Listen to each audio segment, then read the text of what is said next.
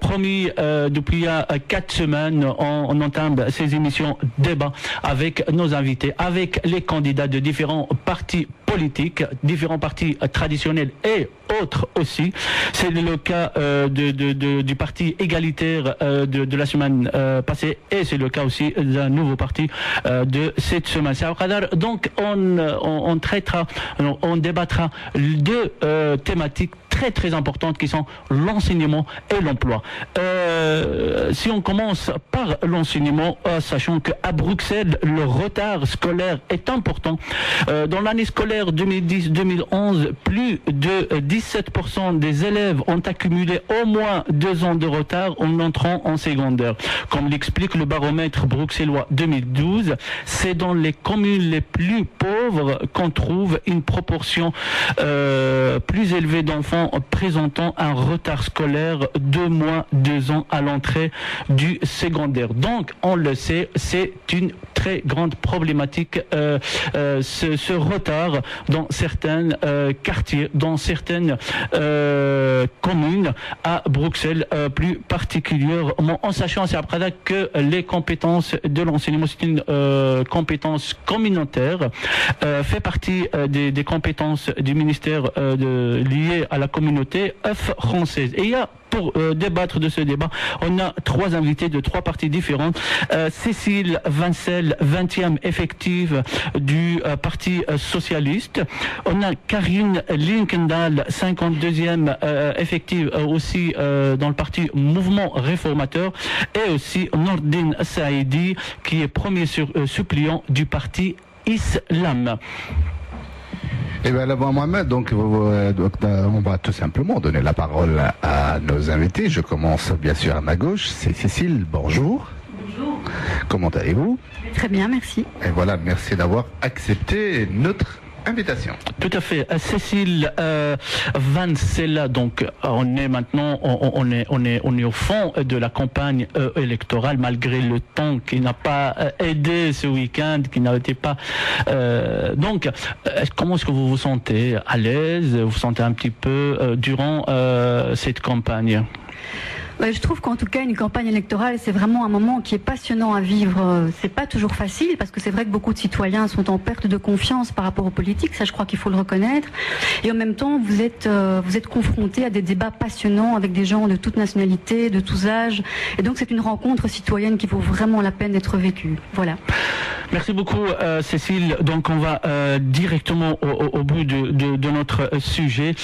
Sinon, avant, on cède la parole aussi à Karine Linkendahl, la 52e effective du parti Mouvement Réformateur. Karine, bonjour et merci d'avoir accepté notre invitation et d'avoir accepté de répondre à nos questions. Bonjour. Merci. Nordin Saïdi du parti Islam, bonjour d'être parmi nous. Salam alaikum, bonjour Azul, merci à vous pour l'invitation. Azul. Voilà, donc Mohamed, donc voilà, ils sont tous là. Donc apparemment la campagne électorale, ça, voilà, donc on est vraiment bien dedans. Donc on est donc tout simplement 2 semaines avant le scrutin, c'est très important. Donc ça commence à voir un petit peu les signes de la fatigue sur les visages des. On commence aussi à s'inquiéter. C'est dans certains partis, dans certains candidats, ça on le voit dans le discours de certains. Ça fait partie de la sauce de la campagne. Mais également le citoyen, Mohamed, commence à s'inquiéter également, mais bon, n'oubliez pas que dernièrement, donc on a resté quand même plus que 500 jours sans gouvernement. Donc on se demande, est-ce que le scrutin de 25 mai ne sera pas le même surtout, donc on sait très bien dans le nord du pays, donc l'NVA est toujours là, donc et les attentions de vente c'est 30% et c'est inquiétant. Donc on va savoir comment on peut se faire. Mais tout simplement, on reste à la région de Bruxelles, bruxelloise. Bruxelles ne tient à cœur et on veut savoir tout simplement comment, au niveau de la région de Bruxelles, capitale, qu'est-ce que les partis politiques vont nous présenter, surtout sur les deux thèmes. On sait très bien que les écoles, notre système éducatif, Mohamed, donc, il y a un problème parce que après l'école, c'est le chômage, donc ne donne pas d'avenir et il y a un problème. Est-ce que... Peut-être certaines écoles, pas toutes les écoles. Dans certains quartiers, pas tous les quartiers. Justement, certaines communes, pas toutes les communes. Il y a 25, et quand même le taux de chômage dans chez nos jeunes est très important. Justement. Et donc on sait très bien, donc s'il y a le chômage, le problème de l'école aussi. Et justement, c'est la question que je poserai à Karine Linkendahl. Comment peut-on faire de toutes les écoles de bonnes écoles? Karine Linkendahl, vous qui habitez dans la commune de Molenbeek, une des communes où il y a pas mal d'écoles qui sont dirais-je présentées comme des écoles un peu minorisées ou plutôt de ghetto. Ben écoutez, je pense que c'est utile et nécessaire qu'on ait des moyens pour que l'enseignement puisse s'améliorer.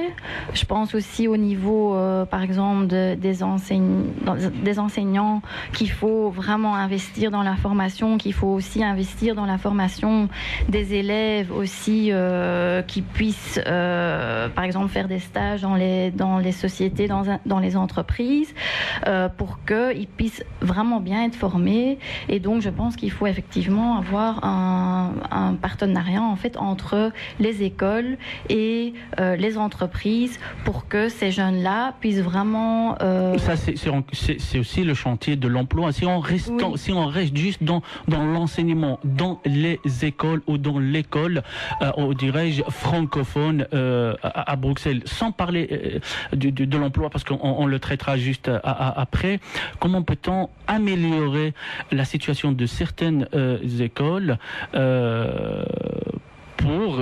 parce qu'on voit maintenant avec le décret inscription, tous les jeunes, tous les parents souhaitent inscrire leurs enfants dans telle école à Uccle, dans l'autre école à Willow-Saint-Lambert. Pourquoi? Comment peut-on faire de toutes les écoles de la région des belles écoles? Mais je pense en formant aussi les enseignants, je pense aussi en mettant plus de moyens. Je pense aussi, aussi les langues, etc. Je pense que c'est vraiment tout un package en fait qu'il faut faire pour que tout l'enseignement soit vraiment au même niveau, toutes les écoles au même niveau. Donc je pense que pour certaines écoles, il faut peut-être plus de moyens pour qu'ils puissent être au même niveau que d'autres écoles. Oui. Cécile, votre parti est dans la majorité actuelle, mais n'a pas cette compétence de l'enseignement, mais quand même vous êtes dans la majorité avec le parti CDH et Écolo dans la communauté française. Pensez-vous que c'est un échec, la politique menée durant les 10 dernières années par votre gouvernement, par votre parti?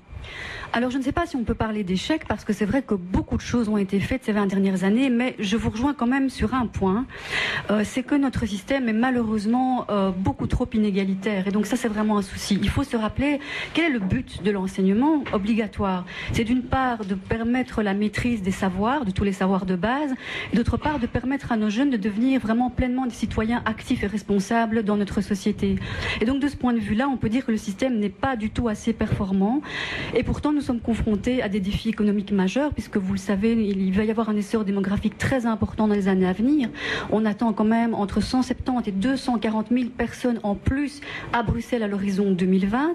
Du point de vue de nos jeunes, ça veut dire concrètement 43 000 élèves de plus à l'horizon 2020. Ça veut dire 9 500 de plus pour l'école maternelle, 20 000 en plus pour l'école primaire et 12 500 pour l'école secondaire. Donc, je pense qu'il est vraiment temps, en toute humilité, mais aussi avec détermination pour nous, politique, de revoir la copie en ce qui concerne les politiques d'enseignement et de conclure un vaste pacte pour l'enseignement avec les élèves, les parents, avec les acteurs associatifs et syndicaux, avec les responsables économiques et avec les mandataires politiques pour faire de ce système éducatif un système qui intègre et qui réunit et non pas un système qui sépare. Nourdine, on constate, j'imagine que vous le constatez aussi, cet échec scolaire, ces écoles un peu ghetto, ces écoles où la plupart, où beaucoup de professeurs n'aiment pas y aller et où il ne reste pas beaucoup de temps. Pensez-vous que c'est la faute politique menée durant les dernières 10 années, 10 années? Je dirais pas que c'est la faute aux politiques depuis les 10 dernières années, je dirais que c'est la faute des politiques depuis les 20 dernières années, depuis la création de la région bruxelloise. Exactement, depuis la création de la région bruxelloise. Si on fait un bilan aujourd'hui de ces 20 dernières années, on peut constater que une plus grande discrimination, un plus grand taux d'échec, un nivellement vers le bas catastrophique. Et je pense que l'enseignement, la jeunesse d'aujourd'hui est pas prise en otage. Il faut vraiment que la question de la jeunesse à Bruxelles soit une priorité pour tout le monde. La question de l'enseignement est bien évidemment très importante. Il faut en finir avec les écoles ghetto, et parce qu'il faut les appeler comme elles sont. Ce sont des écoles ghetto. Il ne s'agit pas juste des écoles ghetto, mais il y a dans ce pays, les 5 communes les plus pauvres du royaume se situent à Bruxelles. C'est à Bruxelles, Anderlecht, Saint-Gilles, Saint-Josse, Schaerbeek. Je pose la question, qui habite dans ces communes-là? Donc vraiment, la question de l'enseignement est primordiale. Si on veut que l'enseignement soit un enseignement de qualité, il faut aussi que nos jeunes se sentent bien à l'école. Il faut que nos jeunes prennent le plaisir d'aller à l'école. Et je pense que pour ça, il faut leur donner les outils, aussi bien à eux qu'aux instituteurs, pour permettre que nos enfants puissent grandir, s'épanouir dans les meilleures conditions. Concrètement, qu'est-ce qu'il propose, votre parti, le parti Islam, pour que ces jeunes enfants puissent s'épanouir et que ces écoles puissent redevenir de bonnes écoles? À un niveau très modeste, avant de vouloir que toutes les écoles soient des bonnes écoles, je vous dis, la priorité pour moi, candidat premier suppléant sur les listes islam, ce sont les 5 communes les plus pauvres de Belgique, et que les jeunes puissent avoir droit à un enseignement. Mon minimum vital, mon minimum syndical, ce sont les habitants de ces 5 communes les plus pauvres de Belgique, ce sont les habitants de Bruxelles. Et une des choses, par exemple, qu'on pourrait faire pour que tous les élèves puissent prendre plaisir à aller à l'école, pour que les parents ne stressent plus d'envoyer à leurs écoles, ça serait peut-être tout simplement d'obliger les directions scolaires à respecter la Constitution, respecter la Déclaration des droits de l'homme, qui permet à tous les élèves, à tous les êtres humains de pouvoir montrer leurs convictions philosophiques. Et je parle de la question du port du voile, où la majorité depuis 20 ans est responsable. Mais tout simplement, donc avoir des bonnes écoles, donc c'est le souhait de tout le monde, c'est le souhait de la population, c'est le souhait de tous les partis politiques. Mais le problème primordial sur le terrain, comment peut-on financer ce genre-là? Donc on sait très bien que ça manque de place dans les écoles. Donc il n'y a pas assez de professeurs non plus, surtout dans la communauté française. Donc, mais qu'est-ce que votre parti Islam propose pour que avoir de l'argent pour financer nos écoles, pour faire de ces écoles des écoles qui sont acceptables et avoir un niveau donc égalitaire par rapport à une école de Molenbeek, d'Anderlecht, de Saint-Gilles ou de Saint-Josse soit égale à l'école de Woluwe-Saint-Lambert ou d'Uccle ou d'autres. Concrètement, le parti Islam, à son niveau, il n'est pas au pouvoir, contrairement aux 2 candidates qui sont en face de moi. Mais peut-être il sera au pouvoir. Peut-être il sera au pouvoir, Inch'Allah. Si vous êtes au pouvoir. S'il est au pouvoir, je pense qu'il y a des mesures qui peuvent être appliquées aujourd'hui. Qui sont dès le mois. Par exemple, d'instaurer à toute la jeunesse bruxelloise des cours sur l'immigration et sur l'histoire de la colonisation de ce pays. Qu'on apprenne à nos jeunes aujourd'hui, dans les écoles d'Anderlecht de Molenbeek, que leurs grands-parents sont peut-être venus en Europe combattre le nazisme, qu'on apprenne à nos enfants que la Belgique a colonisé le Congo et qu'on a toute une partie de la richesse de ce pays qui s'est fait sur le Congo. Peut-être qu'on doit redonner espoir et fierté à cette jeunesse, tout simplement, et ça c'est gratuit. Des cours de fierté et de dignité, ça c'est gratuit et on peut l'appliquer dès le mois de septembre qui arrive. L'autorisation du port du voile, c'est un décision de courage politique. Ça, on peut l'appliquer dès la rentrée qui arrive, et c'est des mesures qui coûtent 0 francs. Mais ça changera en quoi au niveau de qualité qu'une jeune fille porte le voile ou qu'il ne le porte pas? On va y revenir, Mohamed. Garde ta question. Donc, je pense que Cécile a quelque chose. Vas-y, Cécile. Oui, tout à fait. Je voulais réagir à ce que vous venez de dire parce qu'en fait, on n'est pas totalement en désaccord sur ce que vous venez de dire, dans la mesure où je pense, comme vous, qu'il est extrêmement important et même capital de redonner confiance en nos jeunes, de leur faire passer le message qu'ils sont tous des citoyens à part entière, qu'ils ont tous leur place à prendre dans notre société. Et je pense que un des facteurs d'échec des jeunes, c'est qu'ils partent perdants, c'est qu'ils se disent qu'ils n'ont pas, qu'ils sont une génération sacrifiée, qu'il n'y a pas d'espoir pour eux, pas de scolarité et ensuite pas d'emploi et donc pas d'avenir, pas d'espoir. Et je pense que l'école doit impérativement donner, si vous voulez, ce bagage psychologique à chaque jeune pour qu'il prenne toute sa place dans la société. Et donc de ce point de vue-là, je ne sais pas s'il faut parler uniquement d'histoire, d'immigration. Je pense que vous avez tout à fait raison que l'histoire de la Belgique est tout à fait importante à transmettre. Et pour nous, il est clair que l'immigration est une richesse, clairement, du point de vue social, culturel et économique. Mais nous, ce qu'on prône au Parti Socialiste, c'est un cours de citoyenneté, en fait, dans toutes les écoles. Et pas seulement pour que chaque jeune connaisse le système politique belge ou les institutions démocratiques, mais pour que chacun comprenne qu'il est appelé à devenir un citoyen à part entière. Voilà, donc, pour vous, madame, qu'est-ce que vous allez nous répondre? Karine, pour répondre à cette question, Karine. Écoutez, moi, je pense aussi... peut-être pour reprendre sur le thème des connaissances de base, etc., donc lire, écrire, etc., je pense que c'est peut-être aussi intéressant et nécessaire que dès qu'on constate qu'un élève éprouve des difficultés, qu'on puisse directement le faire suivre, même après l'école, pendant 1 heure ou quoi, qu'on essaye vraiment qu'il soit de nouveau au niveau de la classe. On a essayé avec les écoles de devoirs, mais ça n'a pas marché. Écoutez, je pense qu'il y a plusieurs moyens de le faire. Je pense également, par exemple, aux enseignants qui sont à la retraite, qui veulent peut-être encore travailler 1 ou 2 heures par semaine, eh bien, qu'on fasse appel à ces personnes-là pour qu'ils puissent vraiment faire un suivi personnalisé et immédiat, je dirais, pour que ces élèves-là puissent de nouveau être en classe, au niveau de la classe, et qu'ils ne perdent pas tout intérêt à leur formation, à l'enseignement.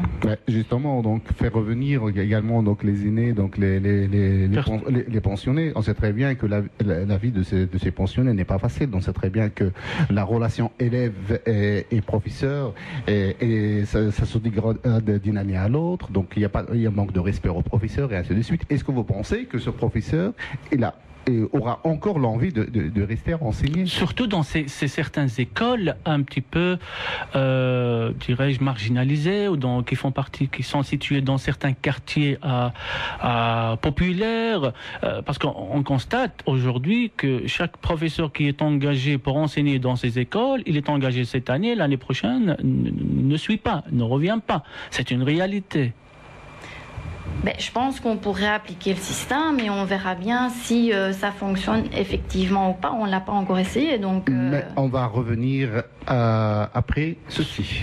De retour, chers auditrices et auditeurs, avec nos invités Cécile Vincel, 20e effective du Parti Socialiste, Karine Lekendal, 52e effective du Parti Mouvement Réformateur MR, et Nourdine Saïdi, premier suppléant du Parti Islam. Si on passe maintenant à une autre question, surtout un sujet très très important, surtout décret inscription. Et on a certains partis qui sont contre, et il y en a d'autres qui sont pour, il y en a d'autres qui veulent le remodeler, le modifier un peu. On sait que le mouvement réformateur est complètement contre, il est pour la suppression de ce décret inscription. Pourquoi, Karine, et quelles sont les autres alternatives? Écoutez, le MR est contre le décret, l'a toujours été. J'ai vu hier dans la presse, je pense que c'est dans la Libre, que Madame Fonck a dit que c'était une erreur de l'avoir accepté, le décret. Donc je pense que voilà, en pratique, ce décret devrait être annulé, et il faudrait peut-être avoir d'autres critères, comme par exemple le critère de la fratrie.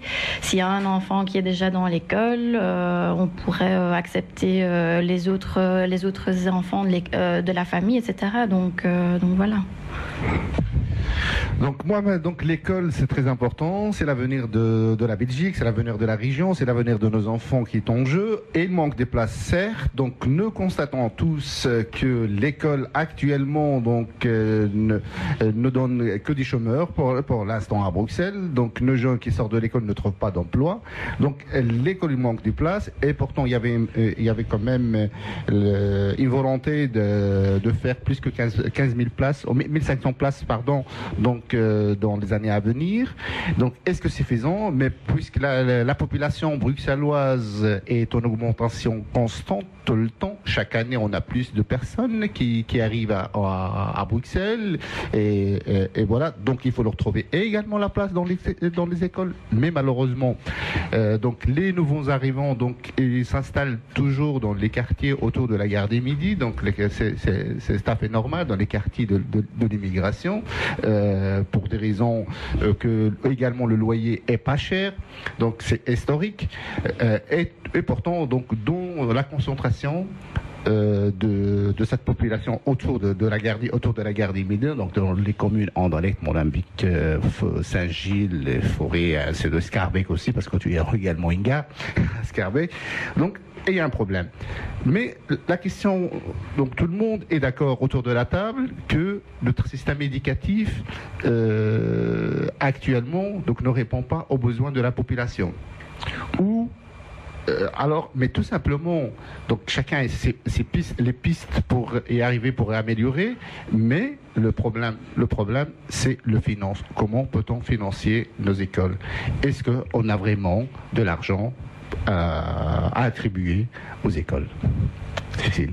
Oui, je voudrais tout d'abord commencer par réagir sur le décret inscription, parce que mon parti, le Parti Socialiste, a été à l'origine de ce décret, et je voudrais encore affirmer ici devant vous à quel point nous sommes profondément attachés à la philosophie de ce décret, que pour nous justement la question de la mixité sociale, la mixité au niveau du profil socio-économique des élèves qui sont dans les écoles est vraiment de nature à favoriser une plus grande qualité, si vous voulez, du projet pédagogique de chaque école, parce que sinon, comme vous le disiez tout à l'heure, on est dans un système de fracture sociale avec d'un côté les bonnes écoles et de l'autre les moins bonnes écoles. Avec la mixité sociale, vous avez quand même un brassage qui permet de faire en sorte que vous avez un petit peu tous les profils d'enfants partout dispersés de manière homogène sur la région bruxelloise. Et donc, de ce point de vue-là, nous le disons, nous voulons plus d'objectivité et plus de transparence dans l'attribution des places au sein de chaque école. Et donc, nous le maintenons. Ça ne veut évidemment pas dire qu'on ne peut plus choisir son école. Les parents peuvent choisir toujours 2 écoles dans lesquelles ils veulent mettre leur enfant. Et à Bruxelles, il faut le dire, nous sommes à 93% de satisfaction. C'est-à-dire 93%, mais si, c'est tout à fait exact, vous pouvez vérifier, 93% de parents qui ont pu placer leur enfant dans une école de leur choix. Et ce que nous disons, c'est qu'il est très important justement de faire en sorte qu'il y ait suffisamment de place. Est-ce que vous ne pensez pas que ce décret a créé en quelque sorte une sorte d'ogueton en plus? Donc les élèves restent toujours dans leur commune et toujours dans les mêmes écoles. Est-ce que l'objectif n'est pas en quelque sorte d'avoir un petit peu l'homogénéité de la société bruxelloise? Mais au contraire, je pense que le décret inscription permet, comme je vous l'ai dit, des brassages. Je vais vous donner un exemple pour illustrer ce que je suis en train de dire. Donc, on est en pleine campagne et dans ce cadre-là, on va à la rencontre des habitants bruxellois. J'ai été en fait dans les logements sociaux de ma commune et j'ai eu une discussion avec une dame qui vient de la région des Grands Lacs et qui m'a reçue vraiment avec beaucoup de dignité, beaucoup de classe. Elle était avec son fils dans son petit appartement vraiment très très très modeste et elle m'a dit que son fils était à Jacquemin en Réto. Et il a 18 ans, donc il a une scolarité vraiment exemplaire, il n'a jamais doublé. Et je lui ai demandé ce qu'il voulait faire plus tard. Il m'a dit, je veux être ingénieur architecte. Et c'est à ce moment-là que cette dame, qui est d'ailleurs écrivaine, qui a écrit plusieurs livres qui ont été édités, elle m'a dit, écoutez, si mon fils est à Jacquemin, c'est grâce à vous, c'est grâce au décret inscription. Et j'ai trouvé ça très émouvant et je vous assure que ça m'a vraiment conforté dans l'idéologie que nous portons, qui est qu'effectivement, il faut permettre à tous d'accéder aux meilleures écoles. Et comme je vous l'ai dit, de permettre ce mélange social dans toutes les écoles. C'est vraiment, pour nous, c'est vraiment l'avenir. Monsieur Saïdi, donc l'école est un droit et pourtant il y a pas mal d'élèves qui ne trouvent pas de place et c'est normal. Concernant le décret inscription, je vais dire, je me situe vraiment entre les deux personnes. plus du côté de ma camarade socialiste. Je ne vais pas idoliser le décret d'inscription, mais je ne suis pas pour le supprimer comme ça non plus tout de suite. Il a amené des améliorations, certes, mais moi ce que je lui reproche, c'est qu'il permet à certaines catégories de personnes, on dirait un pauvre noir, un pauvre arabe, aura le droit d'aller s'inscrire à l'UE. Ça c'est très bien, mais ce qui serait bien aussi, c'est que tous les enfants de Molenbeek, Anderlecht, Saint-Josse, Schaerbeek aient droit à une bonne école de qualité près de chez eux. Toutes les études le démontrent. Un enfant doit fréquenter une école qui est la plus proche de chez lui. Ça lui évite des longs trajets, ça lui permet une sociabilité dans son quartier, dans sa commune. Et aussi, je voudrais définir, quand on parle d'école ghetto, pour moi, une école ghetto, c'est pas une école où il y a que des Noirs ou que des Arabes. Pour moi, c'est pas dérangeant du tout en soi. Parce que les vraies écoles ghetto, si c'était en termes ethniques, les vraies écoles ghetto, elles se trouvent à Uccle, à Waterloo, et dans les communes où il y a très peu d'immigration, où la population blanche, belge, de souche, se retrouve entre elles. Alors qu'à Molenbeek, Saint-Josse, moi j'ai été dans des écoles où il y avait une centaine de nationalités, et c'est ça, Bruxelles, c'est ça oui, c'est parce que ce qui m'amuse, c'est J'étais à l'ETEM, à XL, où il y avait plus de 127 nationalités, et ça c'est une école qui représente Bruxelles. Je suis bien d'accord avec vous, il n'y a pas de Belges de souche, on est tous d'origine étrangère, hein. Des Belges de souche, vous pouvez vraiment chercher longtemps à mon avis. Mais je suis content de vous l'entendre dire en tout cas, mais dans la théorie et dans la pratique, on voit qu'il y a deux catégories de Belges. Malheureusement, j'affirme moi que je suis belge, bruxellois et musulman. J'aimerais bien que tous les citoyens me voient comme un Belge à part entière et pas un Belge à part, comme c'est encore malheureusement trop souvent le cas. Oui, vous reprenez. C'est la même question. Voilà, j'arrive Mohamed. Donc, pour les écoles, l'école, parce qu'on va lui donner encore un moment très important, parce que justement, est-ce que vous ne pensez pas qu'actuellement, donc vu que on a pas mal de chômeurs, donc vu la crise également, donc la crise économique depuis 2008 jusqu'à présent, donc les jeunes ont du mal à trouver du travail, mais l'école, et en quelque sorte, les diplômés qui sortent ne correspondent pas au marché d'emploi. Qu'est-ce que vous proposez? Est-ce que vous nous proposez une sorte de partenariat, une sorte de concertation avec les écoles et les entreprises pour que les jeunes, une fois sortis de l'école, trouvent du travail? C'est la proposition du IMER, mais on va entendre le PS. Mais effectivement, vous avez tout à fait raison. Comme je le disais, il faut vraiment revoir notre programme d'enseignement. Je crois qu'il est temps qu'on rentre de plein pied dans le 21e siècle et qu'on adapte l'enseignement à la réalité du marché de l'emploi, tout en, comme je le disais tout à l'heure, permettant à nos jeunes de s'investir comme citoyens et de se sentir pleinement investis de ce rôle futur de citoyen.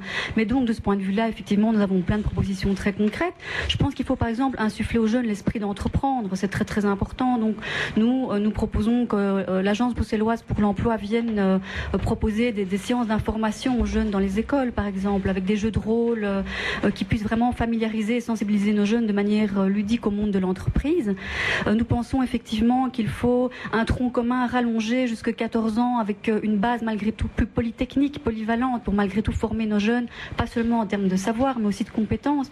Nous pensons aussi qu'il est essentiel de beaucoup mieux former nos jeunes au niveau de la connaissance des langues, les deux langues véhiculaires du pays, bien sûr, et puis l'anglais qui est la langue internationale par excellence. De ce point de vue-là, on a quand même beaucoup de propositions en la matière. On est aussi pour la valorisation des filières techniques et professionnelles qui sont porteuses d'emplois et qui permettent des débouchés très intéressantes. Économiquement, je pense qu'être menuisier, électricien, etc., ça peut être vraiment très très intéressant, mais il y a beaucoup de préjugés par rapport à ça. Et donc nous sommes pour une meilleure information et pour un guichet central qui informe les parents et les élèves, bien sûr, de tous les débouchés qui existent en la matière. Karine ? Je suis tout à fait d'accord, comme je l'ai dit là tout à l'heure, qu'on doit effectivement avoir des partenariats entre les écoles et les entreprises pour que le jeune puisse avoir un diplôme, mais en plus de l'expérience et en plus avoir un contrat éventuellement avec l'entreprise qu'il a formée. C'est le cas par exemple pour Audi. Audi forme les élèves et à la suite de la formation, l'élève, effectivement, peut travailler au sein de la société Audi. Donc c'est un bon exemple, par exemple, du partenariat entre l'enseignement et l'entreprise Audi. Vous êtes tous d'accord pour dire que l'école actuelle ne correspond pas au marché d'emploi, aux besoins actuels des entreprises bruxelloises. Mais donc toujours pour l'emploi et l'école, donc parallèlement, donc ce sont deux thèmes qui sont liés. Donc on reproche également aux Bruxellois qui ne sont pas bilingues. Donc, elles ne trouvent pas du travail, tout simplement parce qu'elles ne sont pas bilingues. Et pourtant, dans la plupart des entreprises, on ne parle que français, mais on exige également ce bilinguisme. Mais dans les écoles, donc dans les écoles de la communauté française, on n'arrive pas à trouver des professeurs de la langue française, de français, du mathématique et ce qui suit comme matière, mais trouver des professeurs de néerlandais, c'est un problème également. Donc le manque de professeurs dans les écoles de la communauté française, comment on va y répondre? Je ne sais pas qui pourrait... On cédera la parole à Nordine, surtout par rapport à ce bilinguisme. Peut-être Nordine proposera même le trilinguisme, une autre langue. Exactement. Oui. Exactement. Laquelle? Et j'en reviens pas dans des idées farfelues, je reviens sur des études très concrètes qui sont faites, que pour apprendre à un enfant la langue du pays, il ne peut mieux apprendre la langue du pays, je parle pour les primo-arrivants, qu'en maîtrisant sa propre langue nationale. Alors je propose que dans les écoles bruxelloises, tous les enfants puissent apprendre la langue nationale ou la langue maternelle. La langue maternelle plutôt. La langue du pays dans lequel on vit. Alors je propose, le parti Islam propose, que chaque enfant ait droit d'apprendre une langue au choix, que ce soit le polonais, le turc ou l'arabe.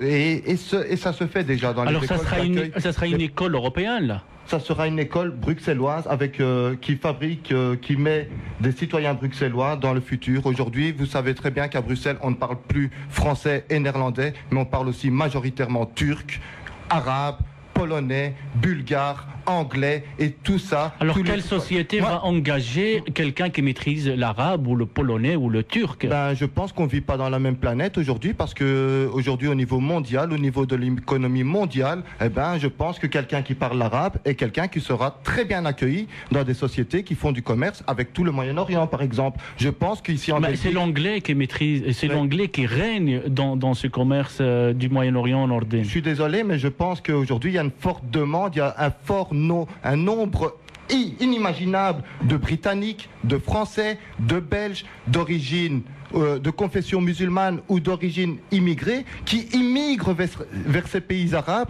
parce qu'ils sont discriminés ici. La discrimination qu'on fait subir aux citoyens bruxellois, je vous signale que c'est aussi une perte des cerveaux. La Belgique, la France, l'Angleterre, l'Europe est en train de perdre ses meilleurs cerveaux qui s'en vont vers le Moyen-Orient parce qu'ils portent un voile sur la tête ou parce qu'ils ont un faciès qui ne plaît pas vraiment. Je pense aujourd'hui que Bruxelles, capitale de l'Europe, il n'y a aucun souci à ce que tous les citoyens puissent parler différentes langues. Moi, je crois que ça serait une richesse si tous les gens maîtrisaient pas une et deux langues, mais 3, 4 ou 5. Justement, donc, avant de maîtriser les langues étrangères, donc on va maîtriser quand même les langues nationales. Donc quand même, on a le français et le néerlandais. Donc si on avant de penser à... Voilà, très personnellement, j'ai jamais compris que dans un pays où il y a deux langues, moi, j'ai appris tous mes cours en français. J'aurais bien aimé, j'aurais bien souhaité. Je pense que c'est un signal politique qui doit être mis en place. C'est qu'on puisse, par exemple, apprendre les toutes les écoles de Bruxelles vont être bilingues. C'est beaucoup plus facile. Mais exactement, de tout le pays même. Que tous les cours par exemple, de géographie se donnent en néerlandais, et que le cours de maths se donne en français, et que le cours de français se donne en français, le cours d'histoire se donne en néerlandais, et que ça soit normal qu'on passe d'une langue à l'autre et qu'on arrête Alors on supprimera les communautés alors. Exactement, merci. Merci. Vous êtes pour la suppression des communautés? Je suis pour la suppression des communautés, qu'on revienne qu'à une seule communauté dans ce pays où les compétences soient... Alors oui, on n'ira pas jusque-là en ce qui concerne les compétences d'enseignement, mais il y a une chose qui est claire, c'est que nous, au PS, on est en tout cas pour l'enseignement en immersion, avec des accords de coopération avec la communauté flamande, c'est la moindre des choses, pour avoir justement des échanges de professeurs, pour permettre l'organisation de classes vertes dans l'autre langue, et faire en sorte qu'effectivement la deuxième langue du pays soit enseignée enseigner correctement, pour nous c'est très très important.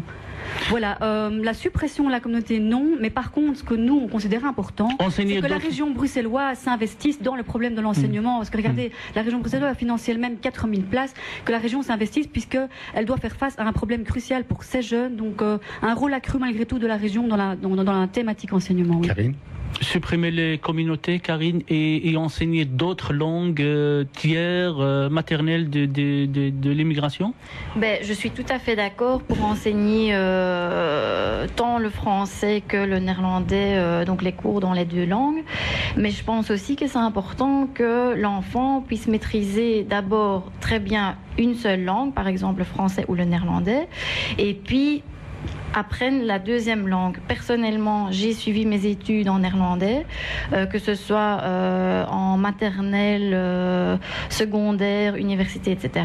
Mais à côté de ça, j'ai fait par exemple les sports, le mouvement de jeunesse, etc. en français. Donc je pense que c'est un bon compromis pour également connaître les deux langues du pays. Et pensez-vous pourquoi nos jeunes ne sont pas, pourquoi le néerlandais n'est pas attractif à Bruxelles, et pourtant c'est exigé dans les emplois. Donc on va revenir à Mohamed après ceci. Voilà, de retour, chers auditrices, auditeurs, et de retour avec ce débat sur l'enseignement avec nos invités de l'islam, Nordine Saïdi, premier suppléant du mouvement réformateur, Karine Lekendal, 52e effectif à la région bruxelloise, et Cécile Vincel, 20e effectif au Parti socialiste, toujours à la région. On va essayer de clôturer tout doucement cette thématique de l'enseignement. Alors, une dernière question sur cette thématique, Nordine. Avec quel parti il y a plus de convergence avec quel parti l'islam a plus de convergence pour peut-être gouverner un jour?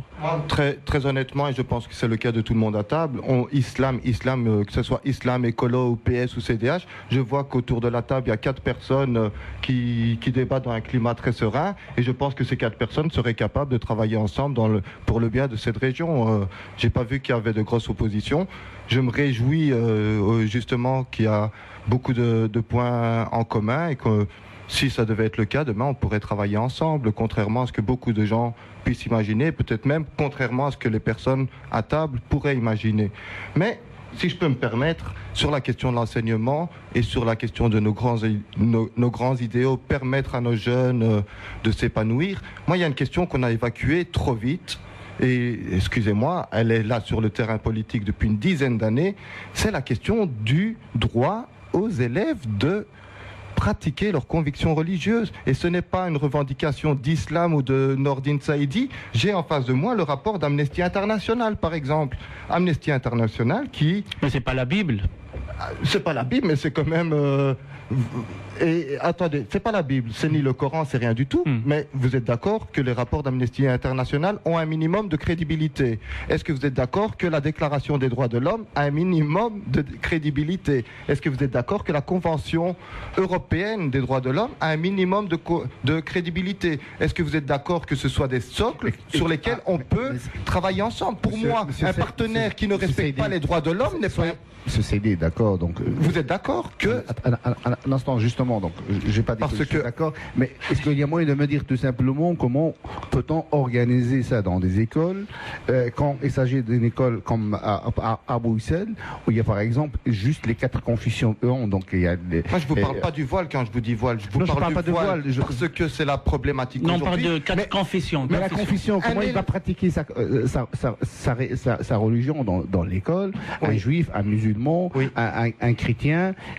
Pour moi, c'est très simple. Voilà, donc comment peut-on organiser ça? Simplement d'arrêter de les exclure. Un petit garçon juif qui vient dans l'école communale avec une kippa, il a toute sa place. Un enfant sikh qui vient avec un turban, il a toute sa place. Et une fille voilée musulmane, elle a toute sa place. Aujourd'hui, on exclut des filles pour leurs convictions religieuses. Je pose une question.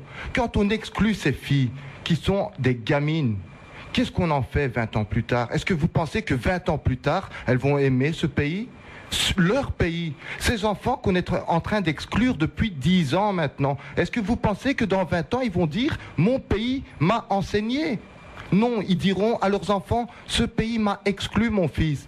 Ils ne veulent pas de nous. Ce sont des petits citoyens belges, bruxellois, musulmans, et on les exclut de notre société. Et c'est ça qui est grave aujourd'hui. C'est pas réformer tout l'enseignement, c'est arrêter d'exclure une partie de la population parce qu'elle a des convictions religieuses. Et ça, je trouve vraiment très grave. Cécile Vincel, le 20e évêché du Parti socialiste, pensez-vous que c'est réaliste de respecter les 4 confessions en même plus, c'est-à-dire de laisser, c'est-à-dire au niveau vestimentaire? Je pense Mohamed, il a dit pratiquer, c'est ça le problème. Oui, et aussi faire sa prière au sein d'une école communale, manger pas manger le kasher, pas manger le jambon et ainsi de suite. Est-ce que c'est faisable aujourd'hui dans les écoles belges ou bruxelloises en particulier? Alors, je vais essayer de faire la distinction dans ma réponse entre la dimension juridique et la dimension politique. Juridiquement, il est vrai que chaque établissement scolaire peut prendre son règlement. Et c'est vrai qu'il y a eu des règlements qui interdisaient ces pratiques. Il y a eu des recours devant le Conseil d'État, mais ces recours n'ont pas donné de résultats. Donc le Conseil d'État estimait que ces règlements étaient légaux. Tout ça, c'est sur le plan juridique. Maintenant, sur le plan politique, j'ai envie de dire que, et là je vous rejoins sur ce point, il est dommage par rapport à la question du voile, d'exclure de facto des jeunes filles de l'enseignement. Parce que pour moi, l'accès à l'enseignement des femmes est tellement primordial qu'à titre personnel, je préfère qu'elles portent le voile et qu'elles puissent rester à l'école. Ça, c'est vraiment... Une jeune fille de 7 ans porte le foulard, le voile, donc, et selon la position du secondaire et de l'université aujourd'hui. Pour simplifier le débat, commençons par les adultes. Commençons déjà par les adultes. On exclut des filles du secondaire. Alors oubliez les filles de 7 ans parce que ça limite le débat à islam veut imposer à des gamines de porter le voile. Non, on parle de filles adultes responsables qu'on exclut de l'enseignement, que ce soit le secondaire ou l'universitaire. Arrêtez de stigmatiser des gamines, s'il vous plaît, et pensez à ces jeunes adultes qu'on exclut de l'enseignement. Merci. Vous continuez, Cécile? Oui, tout à fait. En fait, je ne suis pas d'accord avec votre analyse. Nous n'excluons pas, les établissements scolaires n'excluent pas. La seule différence qu'il y a avec votre raisonnement, c'est qu'on essaie de construire une société interculturelle basée à la fois, si, je vous le dis, c'est la position du Parti socialiste, nous sommes à la fois, et ne dites pas que vous êtes exclus, parce que Mohamed est le premier prénom qui est donné à Bruxelles, donc moi je veux bien, mais il y a quand même, je pense, on n'interdit pas encore aux parents d'appeler leurs enfants Mohamed. Peut-être qu'il viendra un jour où on interdira d'appeler leurs enfants Mohamed. L'exclusion, je vous parle de l'école, pas du nom qu'on donne à leurs enfants. Il reste moins d'une minute pour la publicité. Laissez-moi terminer. Je dis qu'il y a une politique d'accueil et d'intégration, je pense, des populations d'origine maghrébine, c'est assez clair. C'est plus des populations d'origine maghrébine. Les Mohamed qui naissent à Bruxelles, celles sont des Bruxellois. Vous n'avez pas à les accueillir. Ils sont Bruxellois. Oui, mais nous les avons. Je dis qu'ils ont été accueillis et qu'aujourd'hui, ils sont, je vous l'ai dit moi-même, Bruxellois. Je termine. Nous voulons construire un espace public, un espace de citoyenneté qui est basé sur les valeurs communes, universelles et partagées de tous. Et à côté de ça, il nous semble primordial pour nous, Parti socialiste, de reconnaître l'importance, la valeur, à valeur égale avec notre culture, on va dire belgo-belge, mais la valeur culturelle de toutes les minorités qui sont présentes sur le territoire. Simplement, nous n'excluons pas les enfants lorsque les règlements sont pris. Simplement, on demande que dans certains lieux qui sont considérés comme des lieux publics, on mette l'accent sur ce qui unit plutôt que ce qui sépare. Et la conséquence de ça, c'est que certains parents alors privent leur enfant de scolarité. Et c'est ça qui est regrettable. On revient juste après de retour dans cette émission. Et voilà, ça va maintenant on prend une autre thématique qui est la thématique de l'emploi. Au cours de cette campagne électorale, toutes les formations politiques font de l'emploi et de la formation le point d'orgue de leur programme. En 2004, l'ancien Orbem comptait 87 000 demandeurs d'emploi inoccupés. Actuellement, en novembre 2013, Actiris, la nouvelle Actiris, en totalise 110 672 chômeurs, soit une augmentation de 27%, ce qui vaut le taux de chômage à Bruxelles est à 20%. De la moyenne générale.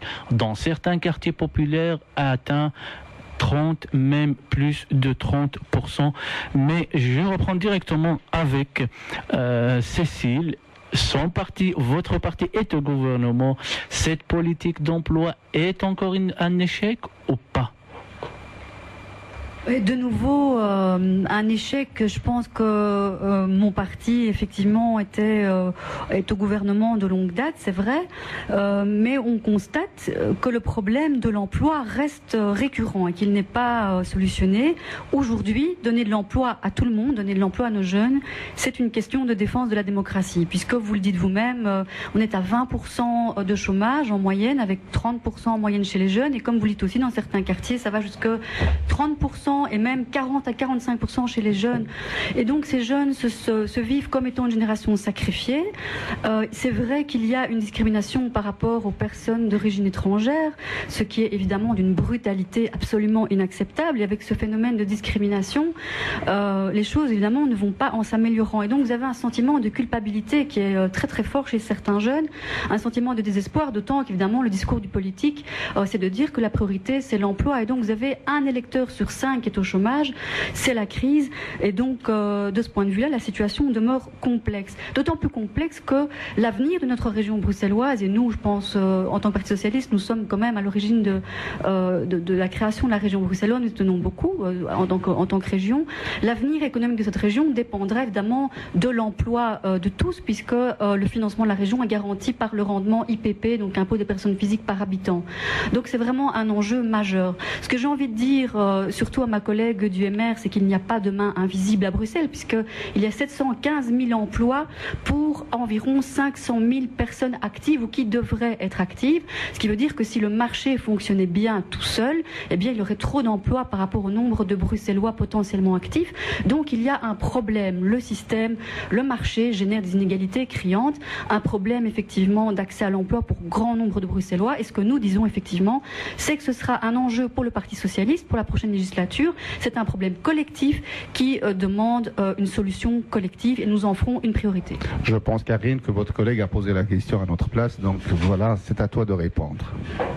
Je pense qu'il y a deux points à ce niveau-là. De un, c'est la formation, et de deux, c'est la création d'emplois. Donc, formation, ça veut dire que le jeune, non seulement il doit avoir un diplôme, mais aussi il doit avoir une connaissance de langue. On peut peut-être faire aussi, comme on l'a dit tout à l'heure, faire des partenariats entre l'école et les entreprises. Mais en plus de ça, il faut créer de l'emploi. Créer de l'emploi comment? Avec des mesures budgétaires fiscales. Le MR propose, par exemple, pour une PME qui est créée, que on supprime en fait les charges patronales pour les 3 premiers emplois. Donc c'est une mesure qui tend en fait à ce que les entreprises s'implantent à Bruxelles et créent de l'emploi pour les jeunes chômeurs, pour les jeunes diplômés, etc. C'est une bonne initiative, Nordine Saïdi, cette proposition du MR, c'est-à-dire de supprimer les cotisations sociales pour les 3 premiers engagés. En tout cas, ce que moi je propose, et ça peut se rejoindre, c'est organiser un plan de reclassement social des chômeurs, donnant accès aux rez-de-chaussée commerciaux abandonnés, avec une politique de rénovation financée avec la participation de la région et pris en charge par l'intermédiaire d'une agence sociale, et encourager l'implantation de petites et de moyennes entreprises, créatrices d'emplois dans les communes les plus pauvres, en les exemptant de taxes locales et régionales, supprimer les surtaxes imposées de manière discriminatoire aux téléboutiques et aux night shops, par exemple. Donner les rez-de-chaussée, donc expliquer un petit peu, donc s'il y a moyen de l'expliquer. On a confisqué les rez-de-chaussée commerciaux dans les rues? Non, bien sûr, on n'est pas... attendez, soyons réalistes et sérieux, et pas partir sur des bases où on commence à délirer. À Bruxelles, vous savez qu'il y a un nombre impressionnant de logements vides. Il y a une loi qui permet la réquisition des bâtiments. Et sans même la réquisition des bâtiments, il y a des bâtiments qui appartiennent aux communes ou à la région et qui sont vides. Alors ce que je propose, c'est de mettre à disposition des jeunes de moins de 30 ans, habitant dans les quartiers sinistrés de Bruxelles, ces rez-de-chaussée pour leur permettre d'entreprendre eux-mêmes leurs propres entreprises. Aujourd'hui, à Bruxelles, dans ces quartiers pauvres... C'est dans le cas où le bien immobilier appartient à la commune. Mais et s'il appartient à du privé et qu'il n'est pas exploité, une loi permet la réquisition. On parle du bâtiment, là, mais moi je vous parle par exemple même si le propriétaire n'est pas d'accord. Même si le propriétaire n'est pas d'accord, surtout si le propriétaire n'est pas d'accord. Mais un bâtiment vide qui est là que pour la spéculation, il faut aujourd'hui que les communes appliquent la loi. Cette loi existe, hein, appliquent la loi de réquisition. Il y a des gens qui dorment dans la rue alors qu'il y a des bâtiments vides. Mais revenons au centre du sujet, sur l'emploi. Il y a des bâtiments vides, il y a des diamants bruts dans les quartiers populaires, qui soient dans la musique ou dans la création d'emplois, dans la vente, dans l'Internet, dans tout ce qu'on veut, permettre à ces jeunes d'avoir accès à des rez-de-chaussée, en faire un commerce et leur donner des avantages pour qu'ils puissent fonctionner. Aujourd'hui, il y a une taxe discriminatoire pour les night shops et les téléboutiques. Il faudrait supprimer ça. Ce sont des emplois qui sont nécessaires. Il n'y a pas d'emploi et on empêche les gens de travailler. Ça, c'est un petit peu l'absurde. Et je rebondis sur ce que ma collègue du PS a dit. C'est Bruxelles. On oublie, Bruxelles, c'est la région la plus riche du pays. Pourtant, c'est celle où il y a le plus haut taux de chômage. Bruxelles, c'est la région où il y a le plus d'emplois. Pourtant, c'est celle où il y a le plus haut taux de chômage. Alors, il faudrait... Deux tiers plus que la moitié, c'est occupé par les non-bruxellois. Alors, il faudrait donner la priorité à l'embauche des jeunes de moins de 30 ans, habitants dans les quartiers les plus pauvres de Bruxelles. Justement, Senordine, en parlant des jeunes, un jeune sur 5 à Bruxelles n'a pas de diplôme d'enseignement secondaire.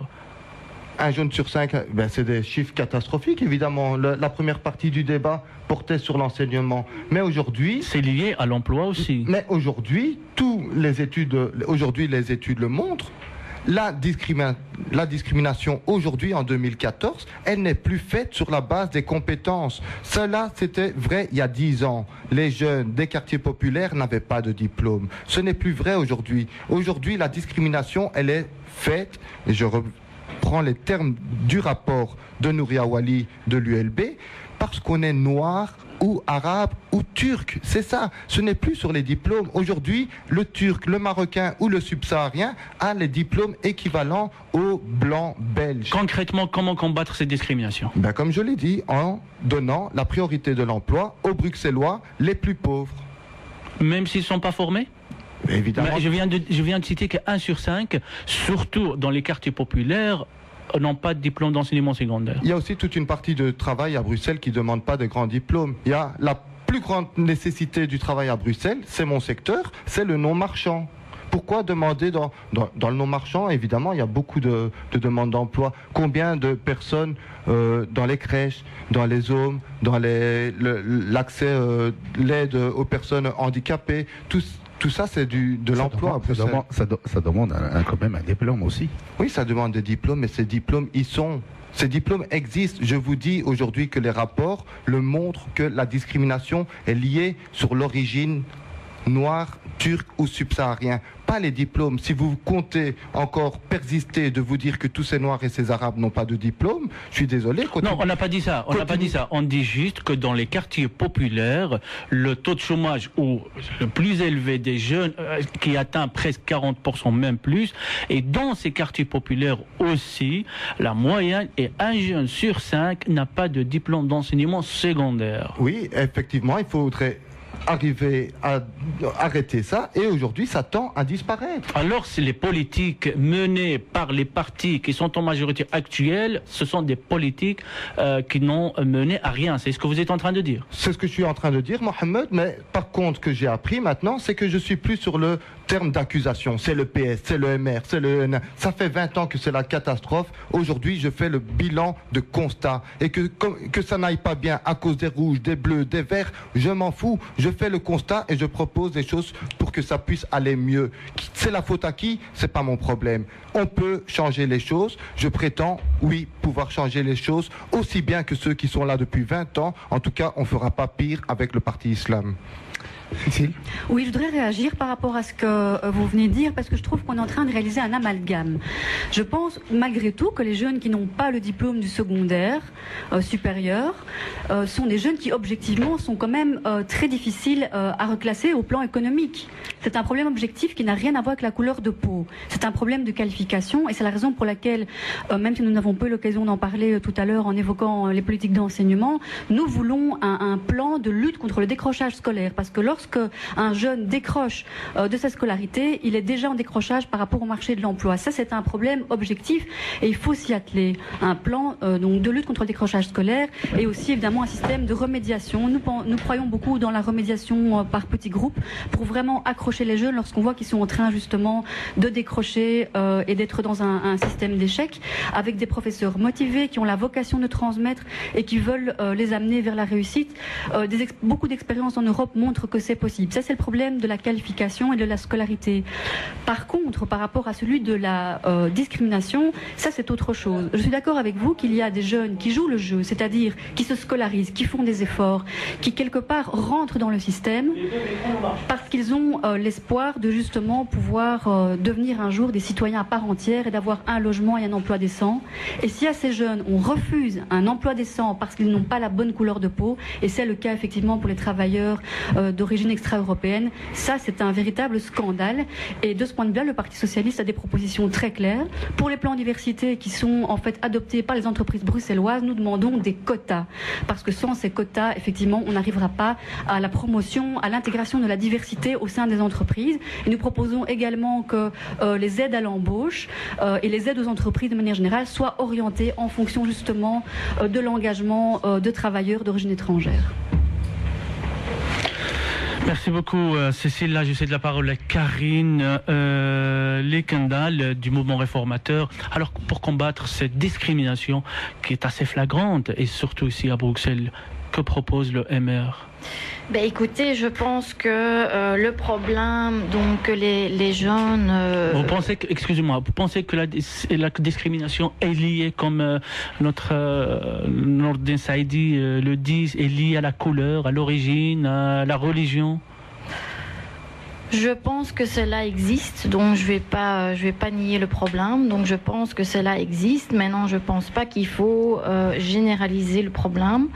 Et je pense aussi qu'il faut rechercher les causes du fait que la plupart de ces jeunes-là n'ont pas de diplôme. On doit rechercher les causes. Et les causes, c'est quoi ? C'est qu'à un moment donné, pendant la scolarité, le jeune n'a pas pu suivre les cours comme il fallait, il a perdu tout intérêt. Et justement, comme je l'ai dit tout à l'heure, c'est là où on doit vraiment agir avant qu'il soit trop tard, avant que le jeune redouble son année, etc. Donc il faut vraiment rechercher les causes. En fait. Alors concernant les allocations de chômage, ces allocations devraient, selon vous, selon le MR, être limitées à un maximum de 2 ans ? Non. Pourquoi ? Écoutez, quand il y a une personne qui a travaillé pendant 30 ans,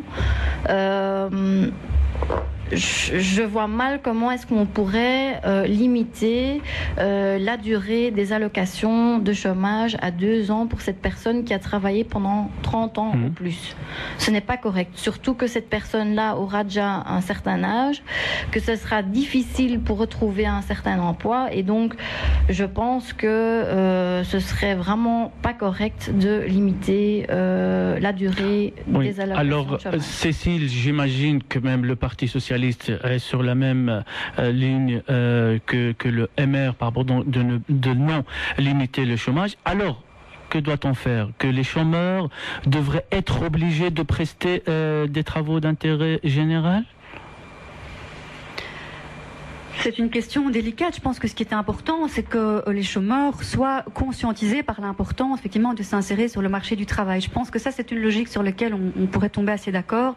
Cette crise de l'emploi est liée pour moi à différents aspects, c'est-à-dire c'est la conjonction d'efforts personnels, d'investissement et de régulation. Mais il est donc important, effectivement, que les chômeurs cherchent, parce que finalement, c'est vrai que c'est un coût pour la collectivité. Mais on ne veut pas pénaliser les chômeurs qui sont effectivement en quête de travail actif et qui ne trouvent pas. Donc de ce point de vue-là, nous voulons être clairs. La région bruxelloise se voit investie de compétences renforcées en matière de formation professionnelle et d'emploi. Il n'y aura pas d'activation pour nous sans qu'il y ait une perspective d'emploi concrète, individuelle derrière. Nordin, là, je viens de recevoir un SMS d'un auditeur qui me dit « Je cherche du travail, mais la différence avec le chômage est très minime. Comment me motiver à me lever le matin ?» Justement, je voulais rajouter un truc. Ce qui est marrant, c'est que tout le monde est contre la chasse aux chômeurs, mais le 1er janvier, il y en a 55 000 qui vont se retrouver dans la rue. Je suis pour qu'on arrête de réfléchir aussi sur un travail pour tout le monde. Il n'y a pas un travail pour tout le monde. Moi, je suis pour que tout le monde puisse vivre dignement avec ou sans travail. Aujourd'hui, le travail est devenu une obligation, alors que le travail est un droit. Il faut permettre à tout le monde de vivre dignement, avec un salaire qui lui permet de vivre tout simplement dignement, qu'il travaille ou pas, et arrêter de forcer les gens à prouver qu'ils cherchent du travail, prouver qu'il a de bonnes intentions. La motivation, bon, est-ce qu'il n'y a pas assez de différence dans le salaire d'un travailleur, d'un jeune travailleur, et celui qui est au chômage? Comment on va motiver quelqu'un? Donc, il faut une revalorisation des salaires, bien évidemment. Il faut une diminution. Pour moi, c'est mon cas, 39 heures semaine pour 1300 €, c'est inhumain. C'est pas les 1300 € qui sont inhumains, c'est 39 heures semaine.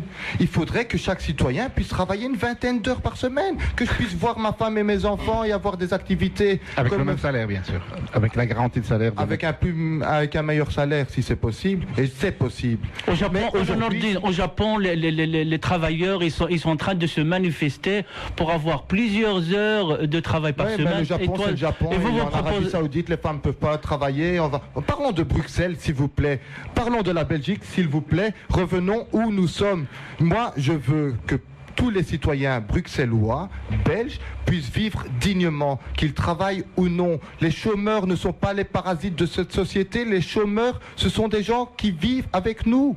Et ces gens, il faut arrêter de les chasser, il faut arrêter de les stigmatiser, et il faut leur permettre de vivre dignement. Et ces gens-là vont mettre leurs compétences au service de la collectivité. Parce que parmi ces chômeurs, il y a des gens qui savent faire des poèmes, il y en a qui savent chanter, il y en a qui savent peindre, il y en a qui savent... Justement. Ces gens ne sont pas tous des fainéants qui profitent de la société. Ces gens sont des êtres humains comme vous et moi, et il faudrait leur permettre de vivre dignement. Et cette chasse aux chômeurs qui va avoir lieu le 1er décembre... On respecte un petit peu le droit de parole à tout le monde. Je vais poser cette question. C'est l'égalité entre femmes et hommes, Nordine. Non, tout simplement, Mohamed. Donc la réalité, donc la création d'emplois, c'est très important. Mais le problème, la création d'emplois, c'est des entreprises qui créent d'emplois.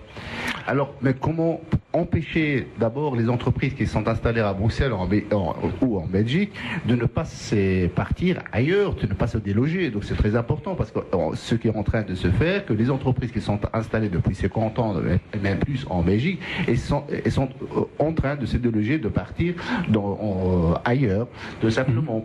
Alors comment peut-on favoriser un climat, redonner un climat de confiance à ces entreprises pour qu'ils restent à Bruxelles?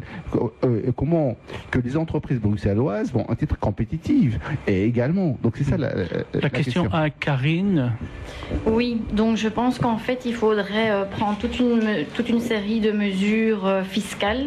Donc comme j'ai dit tout à l'heure, une PME qui vient s'installer à Bruxelles,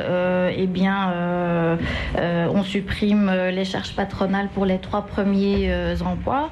Par exemple également de diminuer les charges patronales de 33% à 25%.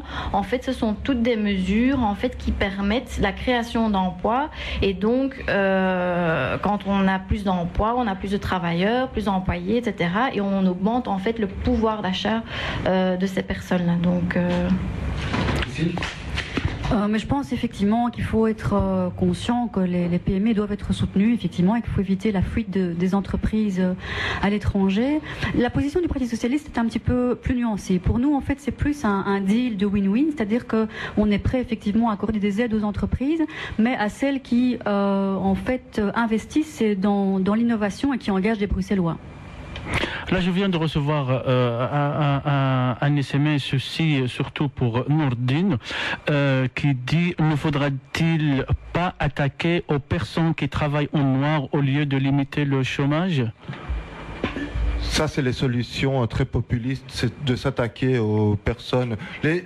C'est aussi connu, hein, les personnes qui profitent, ça représente 5%. Ça représente rien du tout. La plupart des personnes qui sont au chômage, ce ne sont pas des profiteurs, ce sont des gens qui subissent. Alors, courir après ceux qui profitent, ok, mais ça, c'est pas ma priorité. Ma priorité, c'est de redonner la dignité à ces gens qui sont dans la misère aujourd'hui, en tout cas, qui vivent pratiquement sur le seuil de du seuil de niveau de la pauvreté. C'est ça ma vraie priorité. C'est pas de commencer de voir qui profite et qui profite pas. S'il vous plaît, il y a des problèmes très graves à Bruxelles. Ne nous détournons pas à chaque fois les yeux à cause de petites bêtises. Effectivement, il y a des profiteurs, mais la plus grosse majorité, ce sont des gens qui subissent le chômage. Et encore une fois, le travail, c'est un droit, pas une obligation. Permettons à chaque citoyen de vivre dignement avec ou sans travail. Mais le travail doit être protégé, monsieur Saïdi. Ah, bien sûr, je suis délégué syndical aussi. Le travail doit être protégé. Donc si on permet aux sociétés qui viennent de l'étranger, qui sont installées à Bruxelles maintenant, donc qui travaillent avec du bas salaire, donc comment peut-on protéger notre travail? Le doping social. Il faut respecter les conditions sociales qu'il y a dans ce pays. Il faut interdire aux sociétés de licencier des employés quand elles-mêmes sont des entreprises qui font du bénéfice. Il faut, si les entreprises veulent délocaliser, elles n'ont qu'à délocaliser, mais on doit garder l'entreprise en Belgique. Il faut renationaliser. Qui va la financer? Voilà, donc Renault est parti. J'aime bien à chaque question, vous dites qui va la financer. Oui, on est un État ici. Et peut-être qu'on devrait renationaliser nos entreprises en ce pays, qu'on devrait renationaliser les banques. Renault a fermé l'usine à Velvoorde. Oui. Voilà, le bâtiment est resté, mais est-ce qu'il y a une entreprise qui est venue pour s'installer à sa place? Non, donc mais on a gardé les murs. Donc il faut arrêter de faire des cadeaux à ces entreprises qui viennent, qui usent, abusent des travailleurs, et quand les cadeaux sont finis, elles prennent leur clic et leur claque et elles partent. Il faut arrêter les cadeaux. Je vois qu'en face on me donne raison, donc je te rebalance la balle. Oui, Cécile. Sinon, je pose plutôt une dernière question à Cécile, surtout les déclarations de Jean Jambon du parti NVA qui plaide pour la mise en place d'un examen des ressources des chômeurs de longue durée qui n'ont pas encore trouvé de l'emploi après 3 années. Votre réaction par rapport à ces déclarations? Mais je voudrais bien réagir, mais je ne comprends pas très bien ce que ça veut dire, examen des ressources. C'est-à-dire qu'on va fouiller dans les fortunes ou dans les ressources de chaque chômeur de longue durée. Et voilà, après 3 années, on va venir à un chômeur, il faut vendre votre maison et après, venez chez nous. Oui, écoutez, franchement, ça fait peur. Hein. Enfin, je ne sais pas ce que pensent les autres intervenants ici autour de la table, mais franchement, ça fait peur. On est ici dans un état de droit et dans une démocratie. C'était amalgame c'est ce qui se passe. C'est ce qui se passe aujourd'hui avec le CPS, avec les CPS, c'est-à-dire quand vous allez demander une aide de CPS, on vous demande les extraits de compte, on vous demande si vous avez déjà quelque chose, si vous n'avez pas, ce qui est complètement différent du chômage, parce que le chômage est un droit, le CPS c'est une aide. Oui, mais comme vous dites, effectivement, il y a quand même des modalités de contrôle qui existent, que ce soit au niveau du chômage. Il y a un accompagnement des chômeurs. Vous devez prouver que vous cherchez activement du travail. Je pense que ça fait 10 ans que le système d'activation donc du chômage est en place. Au niveau de l'aide du CPS, c'est la même chose. Donc je vous dis, la proposition du NVA, elle fait un petit peu peur. Quel type d'intrusion est proposé pour vérifier la véracité de ce que vous dites? Honnêtement, je vous dis, c'est un petit peu inquiétant comme propos. Je ne vois pas très bien où on veut en venir en fait. Karine, Lekendal, 52e sur les listes mouvement réformateur. Je trouve ça également une situation en fait qui fait peur et en même temps qui n'est pas correcte parce qu'en fait je reprends donc mon exemple, quelqu'un qui a travaillé pendant 30 ans qui se retrouve au chômage. Pendant ces 30 ans qu'il a travaillé, il a peut-être acheté une maison avec un prêt hypothécaire, etc. Donc il aura une propriété. Par contre, s'il a travaillé pendant 30 ans et il n'a pas acheté de maison mais il a dépensé tout son argent, c'est une situation qui n'est pas tout à fait correcte, me semble-t-il, de faire un examen de ressources. Une dernière question, Karine. Que diriez-vous aux électeurs qui hésitent de voter MR? Je dirais le programme MR qu'on peut consulter sur internet mr.be. C'est un programme en fait qui est vraiment un programme de bon sens. C'est d'ailleurs également le slogan, c'est l'heure du bon sens, donc je dirais voter MR. Bon, pour vous, pourquoi on vote PS? Plutôt, pourquoi on va voter Cécile? Oh, mais écoutez, moi je suis candidate pour le Parti Socialiste, donc effectivement j'invite à voter en faveur du Parti Socialiste. Pourquoi? Parce que pour moi c'est le parti qui réalise le mieux la synthèse entre le social et l'économique, c'est-à-dire entre effectivement la dimension sociale et le marché. Je pense que sans dimension sociale, il n'y a pas de paix sociale. Et si vous n'avez pas de paix sociale, il n'y a pas de prospérité qui est possible. Et puis ce que j'ai envie de dire aussi, c'est qu'on est un parti effectivement qui est inclusif, qui est pour la solidarité et l'inclusion évidemment de toutes les populations qui sont présentes sur le territoire, avec les valeurs de solidarité, de partage, d'interculturalité. Donc je pense qu'on est quand même un parti extrêmement ouvert, positif et en même temps conscient des défis essentiels, surtout au plan démographique, qui se présentent à nous. Monsieur Saïdi, pourquoi on vote Islam? Pourquoi voter Islam? Parce que vous pouvez être sûr que le 26 mai, le PS, le CDH, Écolo, le MR se retrouveront au Parlement, sûr et certain. Alors je parle là à un public cible, à tous les musulmans qui ont cette chance le 25 mai de pouvoir élire un candidat de la liste Islam pour que pendant ces 6 prochaines années, le thème du racisme institutionnalisé et de l'islamophobie ne soit pas absent de l'hémicycle. Et donc c'est un agent de sécurité à cette population musulmane qui est vraiment, pour moi, très honnêtement, en danger et qui doit exister. Et exister, c'est exister politiquement.